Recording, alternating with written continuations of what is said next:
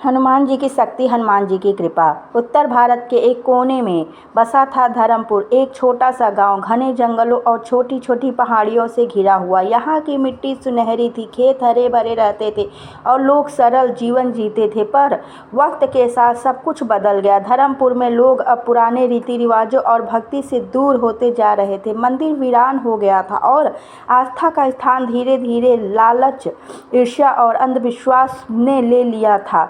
गांव में केवल एक व्यक्ति ऐसा था जो अब भी हर दिन सूरज उगने से पहले उठकर गांव के एकमात्र पुराने मंदिर में जाकर पूजा करता था। वो थे पंडित रामस्वरूप, करीब 78 वर्ष के बुजुर्ग, जिनकी आंखों में भक्ति की लौ आज भी जल रही थी। हर दिन वो हनुमान चालीसा का पाठ करते, मंदिर में सफाई करते और गांव वालों को समझाने की कोशिश करते, बेटा, संकट जितना भी बड़ा हो, अगर मन में हनुमान जी के प्रति श्रद्धा है तो वह टल जाएगा। लेकिन लोग हंसते, ताना मारते, पंडित जी अब कोई चमत्कार नहीं होता, भगवान तो बस किताबों में हैं। पंडित जी मन ही मन हनुमान जी से कहते, प्रभु इस गांव को रास्ता दिखाइए, लोग भटक गए हैं। फिर शुरू हुआ असली संकट। पहले तो गांव के कुएं सूखने लगे, फिर 4 साल तक बारिश के बराबर हुई, खेत सूख गए, जानवर मरने लगे, किसान कर्ज में डूबते चले गए। और तभी शुरू हुआ असली डर। गांव के एक कोने में पुरानी हवेली के पास अजीब घटनाएं घटने लगी। लोगों ने देखा कि रात को वहां से अजीब सी आवाज़ें आती, कभी किसी औरत के चीखने की, कभी किसी बच्चे के रोने की। कुछ लोग वहां गए और फिर बीमार होकर लौटे, कुछ तो वापस लौटे ही नहीं। गांव के लोग डरने लगे। बच्चों को शाम होते ही घर में बंद कर दिया जाता। कुछ ने गांव छोड़ना शुरू कर दिया। ग्राम प्रधान भी परेशान थे, लेकिन उसके पास कोई उपाय नहीं था।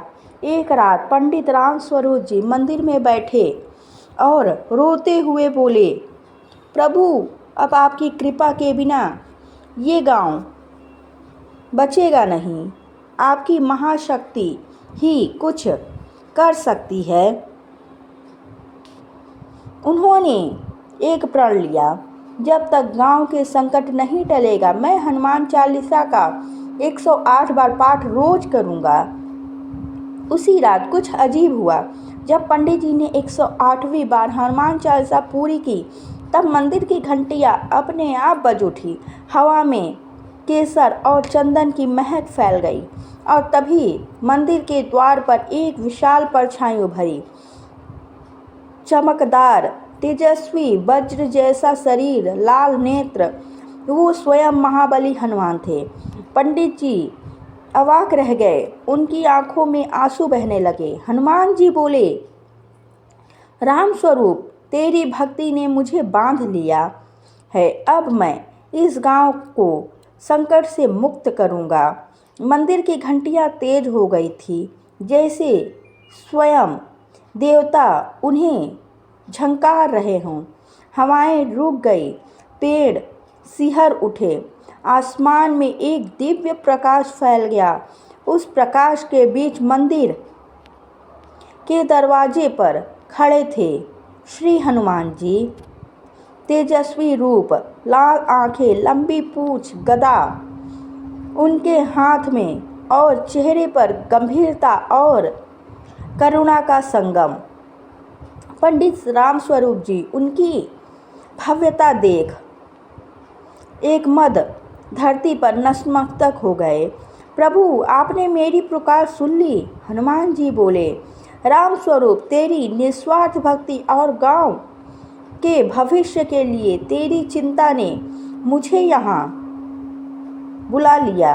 अब मैं धर्मपुर में चमत्कार करूँगा, परंतु यह चमत्कार तभी स्थायी होंगे जब गांव वाले अपने भीतर से पाप, घृणा और मोह को त्यागेंगे। पंडित जी ने कांपते आवाज में कहा, हे पवन पुत्र, कृपा कीजिए, इस अज्ञानी आत्माओं को राह दिखाइए। हनुमान जी धीरे धीरे अदृश्य हो गए, लेकिन उनके गदा की शक्ति मंदिर के भीतर रह गई। एक दिव्य ऊर्जा जो पूरे गांव को अब महसूस होने लगी थी।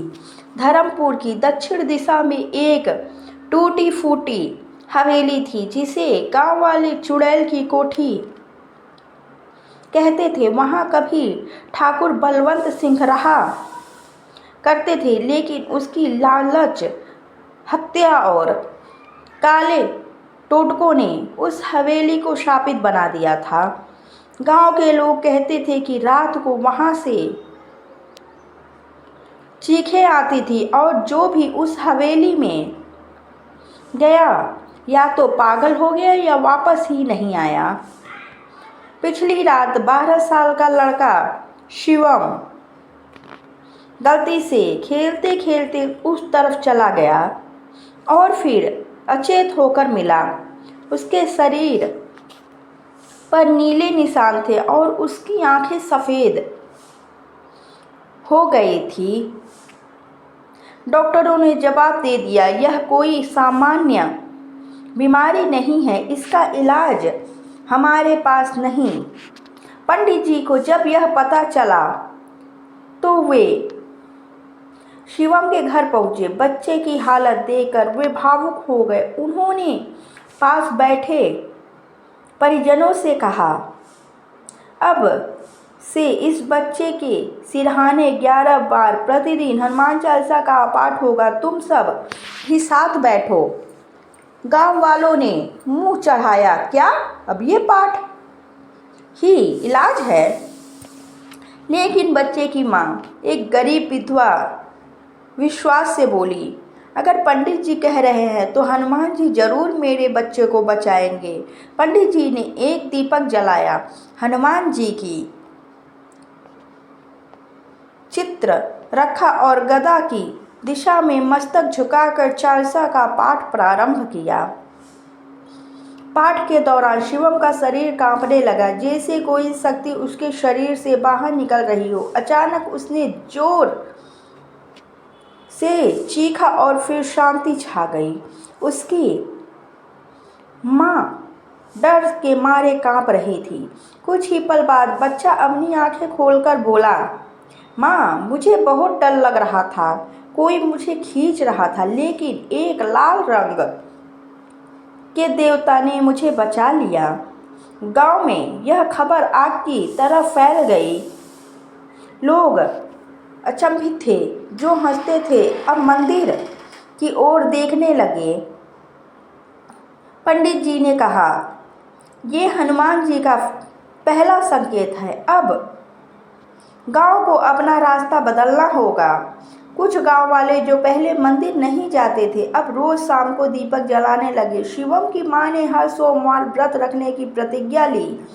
मंदिर में पहले जहां 1-2 लोग आते थे, अब दर्जनों जुटने लगे। लेकिन यह सिर्फ शुरुआत थी, क्योंकि हनुमान जी का असली इम्तिहान अब शुरू होना था। गांव के सबसे लालची और ताकतवर इंसान ठाकुर धर्मराज को यह सब राम नहीं आ रहा था।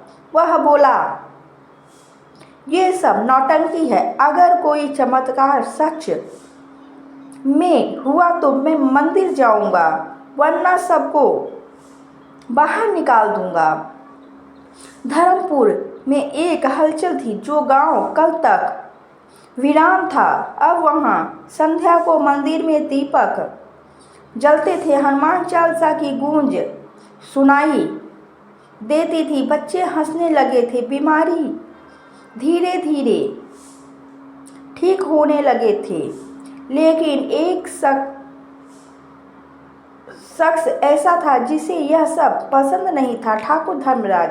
ठाकुर धर्मराज गांव का सबसे धनी, शक्तिशाली और अहंकारी व्यक्ति था। उसकी कोठी गांव के सबसे ऊंचे टीले पर थी। उसके पास बंदूकें थी, आदमी थे, और वह मानता था कि गांव इसके इशारे पर चलता है। जब उसे पता चला कि मंदिर में अब लोग जुटने लगे हैं और पंडित राम स्वरूप की बात सुनी जा रही है तो वह गुस्से से कांप उठा। उसने पंचायत बुलाई और सबके सामने गरजते हुए कहा, अगर वाकई तुम्हारे हनुमान में शक्ति है तो मुझे साबित करके दिखाओ, वरना मंदिर गिरा दूंगा। पंडित राम स्वरूप शांत स्वर में बोले, ठाकुर, महाबली की परीक्षा लेने का परिणाम बहुत भयानक होता है। ठाकुर हंसा, तो देखेंगे। अगर वो वानर देवता सच में है तो मुझे रोक कर दिखाए।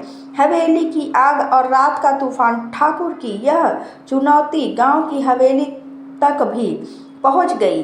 जी हाँ, वही भूतिया हवेली जहां अब भी अंधकार घेरा डाले बैठा था। उस रात आसमान में काले बादल उमड़ आए, बिजली चमकी और हवेली की छत पर एक घना काला धुआं उठता दिखा। गांव वाले ने देखा जैसे कोई अदृश्य शक्ति अब जाग रही थी।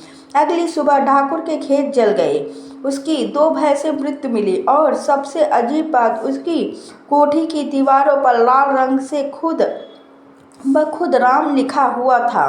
ठाकुर चिल्लाया, ये सब उस पंडित की चाल है। मैं अब मंदिर को ही बंद करवा दूंगा। उसने अपने गुंडों के साथ मंदिर की ओर कूच किया। ठाकुर जैसे ही मंदिर के भीतर घुसा, उसकी नज़र सामने रखे गदा पर पड़ी।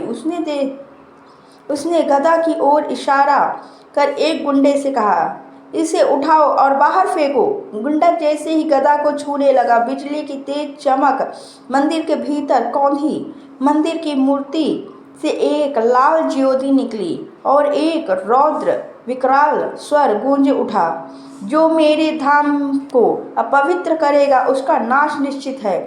सभी स्तंभ रह गए। गदा अपने आप हवा में उठी और जोर की गर्जना के साथ मंदिर के दरवाजे पर पटक दी गई। ठाकुर और उसके लोग जमीन पर गिर पड़े।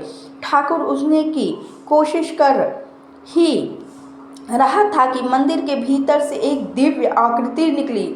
श्री हनुमान जी, वज्र जैसा तेज, लाल आंखें, गदा हाथ में और उनके स्वर में क्रोध भरा आदेश, जो मेरी शक्ति को चुनौती देता है उसे अपने कर्मों का फल यही मिलेगा। मंदिर का आकाश लाल हो गया, हवाएं थम गई। ठाकुर कांपते हुए बोला, माफ कर दो, मैंने अहंकार में आकर पाप किया। हनुमान जी का स्वर शांत हुआ, अहंकार का नाश ही भक्ति का जन्म है। तू अगर सच्चा प्रायश्चित करेगा तो तुझे जीवन दान मिलेगा। और उस क्षण ठाकुर बेहोश होकर गिर गया। गांव वालों की आंखें खुली। इस घटना के बाद पूरे धर्मपुर में क्रांति आ गई। जो कभी पंडित जी को ताना मारते थे अब उनके चरण छूने लगे। ठाकुर धर्मराज ने होश में आने के बाद मंदिर में आकर माफ़ी मांगी और पहली बार जीवन में हनुमान चालीसा का पाठ किया।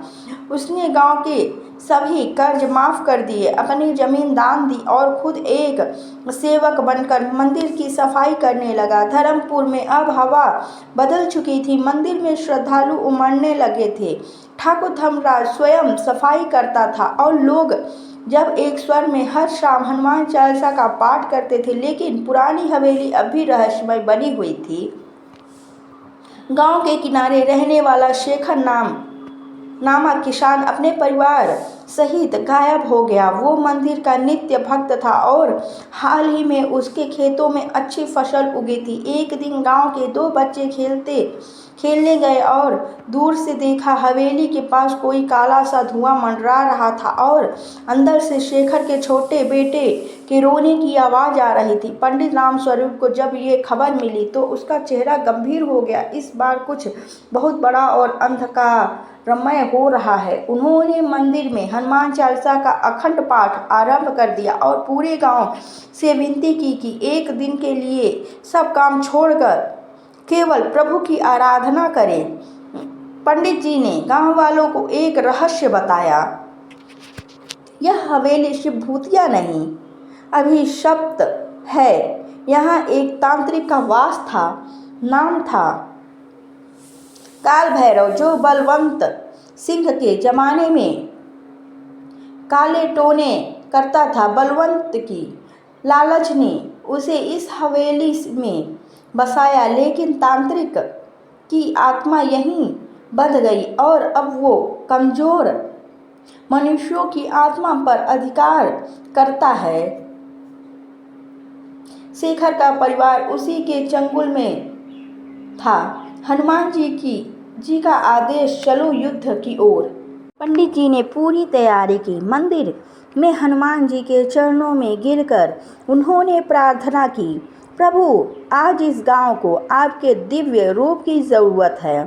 रात को जब चंद्रमा बादलों में छिपा था और हवाओं में सन्नाटा था, मंदिर की घंटियां एक बार फिर अपने आप बज उठी। मंदिर में गर्भगृह से आवाज आई, राम स्वरूप अब तुझमें मेरी शक्ति है, जा और उस अंधकार से लड़। पंडित जी की आंखें चमकने लगी। उनकी माला से प्रकाश निकला और गांव के कुछ विश्वासी लोग उनके साथ एक दीपक लेकर हवेली की ओर चल पड़े। हवेली के अंदर अंधेरा था, लेकिन बीचों बीच एक गोला बना था जिसमें शेखर का परिवार बेहोश पड़ा था और उसके ऊपर एक धुंधली विकृत आकृति मंडरा रही थी। दो लाल आंखें, बड़ा मुंह और शरीर धुएं से बना हुआ। तांत्रिक काल भैरव। उसने गुर्रा कर कहा, किसने हिम्मत की मेरे स्थान में प्रवेश करने की? पंडित जी बोले, मैं अकेला नहीं, मेरे साथ स्वयं पवन पुत्र हैं। उन्होंने हनुमान चालीसा की पहली पंक्ति पढ़ी, श्री गुरु चरण सरोज रज निज मन मुकुर सुधार। जैसे जैसे पाठ आगे बढ़ता गया, हवेली की दीवारें कांपने लगी। धुएं के राक्षस ने जोर से चिल्लाया और अपनी शक्ति फेंकी, पर वो दीपक की लौ के पास पहुंचते ही राख बन गई। पंडित जी की माला अब तेज प्रकाश छोड़ने लगी थी। हनुमान जी की छाया प्रकट हुई। उसने हाथ में गदा और आंखों में रौद्र क्रोध। उन्होंने गरजते हुए कहा, अंधकार तेरा अंत निकट है।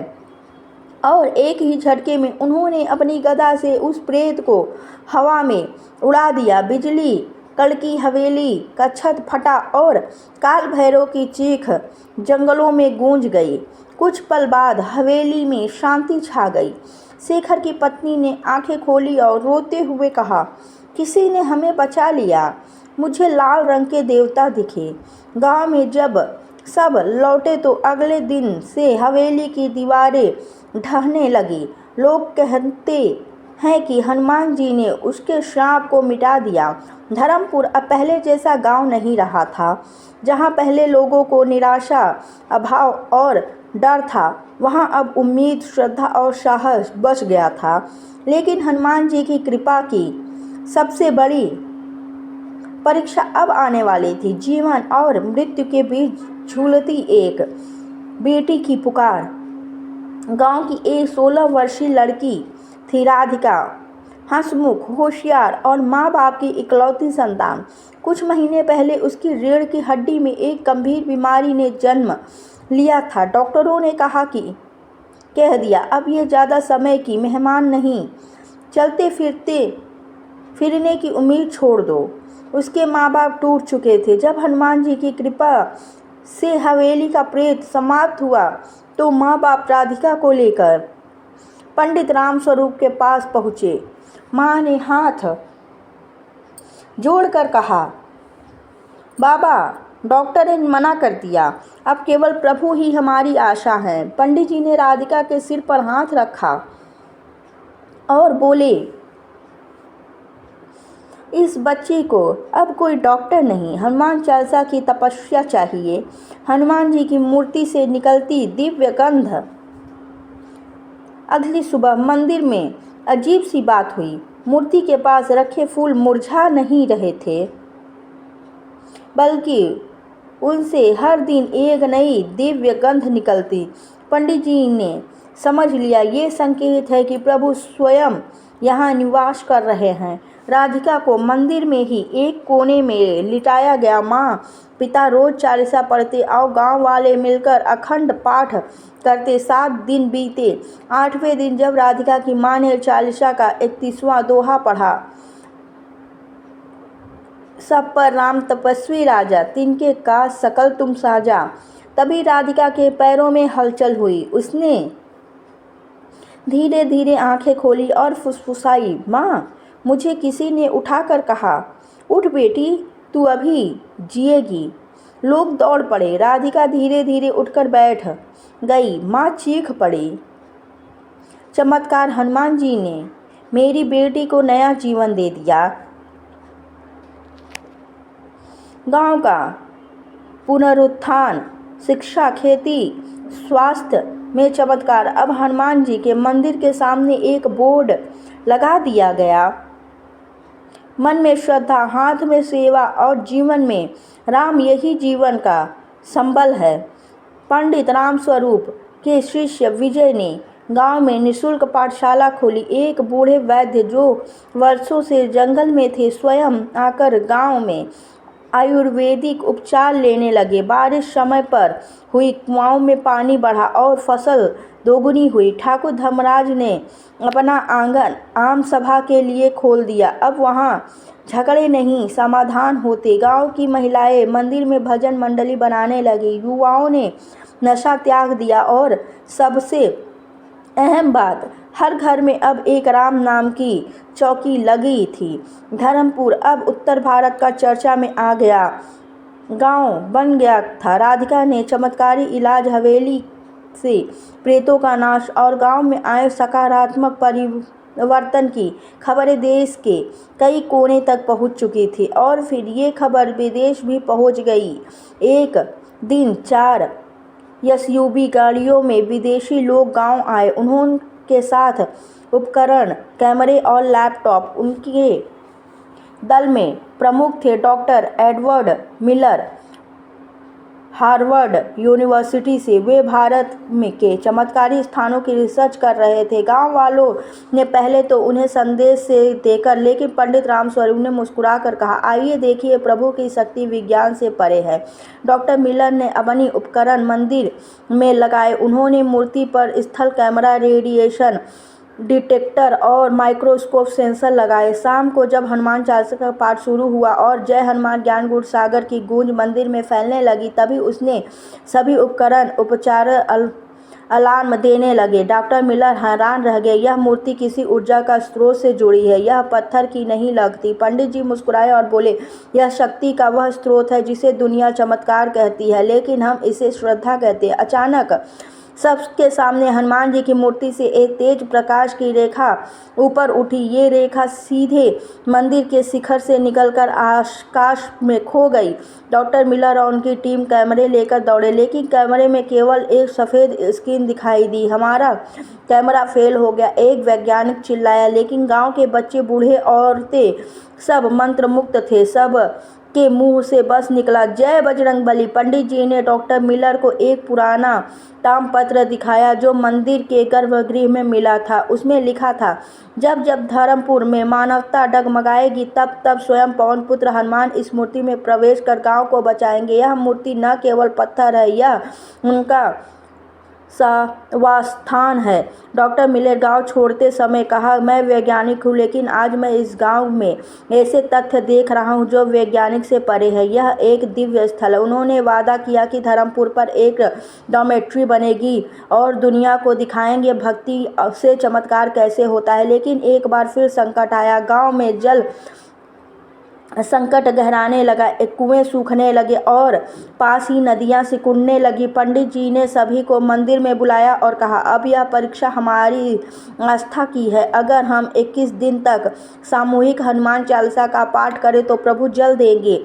लोग जुट गए, बच्चे, बूढ़े, महिलाएं, सब सुबह शाम पाठ करने लगे। 21वें दिन जब अंतिम पाठ हुआ, आकाश में काले बादल छा गए और फिर तेज बारिश शुरू हो गई।